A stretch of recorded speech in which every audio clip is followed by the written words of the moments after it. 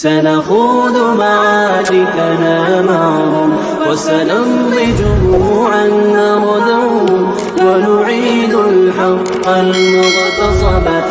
اما عائشہ صدیقہ رضی اللہ تعالیٰ عنہ راویہ ہیں اور ترمذی شریف کی روایت ہے، فرماتی ہیں اللہ جل شانہ 15 شعبان کی رات کے اندر فرمایا کہ آسمان دنیا کے اوپر نزول کرتے ہیں. یہاں ایک اہم بات سمجھ لیجئے، علم کلام کے حوالے سے ہے.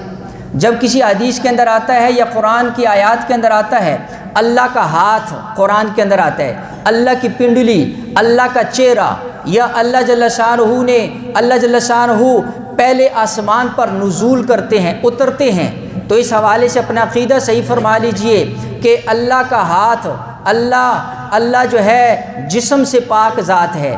اللہ جل شانہ کے ہاتھ کو آپ اپنے ہاتھ کے ساتھ تشبیہ نہیں دے سکتے ہیں. جہاں اللہ کا چہرہ آتا ہے، اللہ کی پنڈلی آتی ہے، تو ایک فرقہ ہے اس کو مجسمہ کہتے ہیں، وہ کفار میں سے ہے، وہ اللہ کے لیے جسم کے قائل ہیں کہ اللہ بھی ایسے ہی جسم رکھتا ہے جیسے ہم جسم رکھتے ہیں. اہل سنت والجماعت کا یہ عقیدہ ہے اللہ جسم سے پاک ذات ہے.